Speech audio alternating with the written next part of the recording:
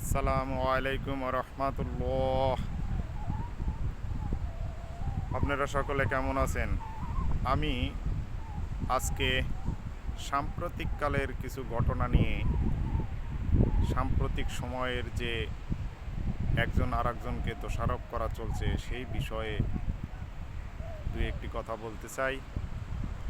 দেখেন, আমরা ইসলামিক নিয়ম নীতি বলেন, আচার আচরণ বলেন, ব্যবহার বলেন, শিখব কার কাছ থেকে?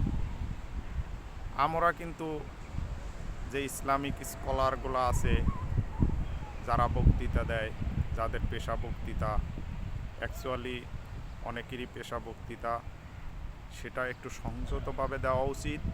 আমি মনে করি এটা পুরোটাই আমার ব্যক্তিগত মতামত। কারণ হচ্ছে সবাই কিন্তু উচ্চশিক্ষিত। দেখেন, উচ্চশিক্ষিত হলেই কিন্তু সে যে ভালো আমলদার, ভালো দিনদার হবে এমন কোনো কিছু ভেবে নেওয়া উচিত নয়। যারা বড় বড় শিক্ষিত ইসলামিক স্কলারগুলো আছে, তারা দেখেন আজকে ইউটিউব এবং ফেসবুক খুললেই দেখা যায় একজন আরেকজনের বিরুদ্ধে গালি দিচ্ছে, গীবত করতেছে। ও কি বোঝে, আমি ওর চাইতে বেশি বুঝি, এ হাদিস এটা না, ও হাদিস ওটা। ওকে, একজনে একটা হাদিস, অসংখ্য হাদিসের মধ্যে থেকে একটা হাদিস সে হয়তো মানতে পারে না, আর একজনে মানে। কিন্তু আমি তাকে ছোট করব, তার বক্তৃতা শোনা যাবে না, তার বক্তৃতা শুনলে কাফের হয়ে যাবে, অমুক হয়ে যাবে, তমুক হয়ে যাবে, এভাবে বলা কখনোই উচিত নয়। কারণ আল্লাহ তাআলাই তো বলছে, তোমরা এক দলকে খারাপ বলো না, একজনকে খারাপ বলো না, কারণ সে হতে পারে আল্লাহ তাআলার প্রিয় বান্দা। অথবা তুমি আরেকজন যেন তোমাকে খারাপ না বলে, হতে পারে তার চাইতে তুমি আল্লাহ তাআলার সবচাইতে প্রিয় বান্দা। তাই আমরা একজন আরেকজনকে দোষারোপ না করে, গীবত না করে, আমরা সবাই সম্প্রীতির বন্ধন তৈরি করতে পারি। কারণ একজন একটা বুঝেছে, সে হয়তো ভুল করতে পারে, সে ভুলের ঊর্ধ্বে নয়। মানুষ কেউ ভুলের ঊর্ধ্বে নয়।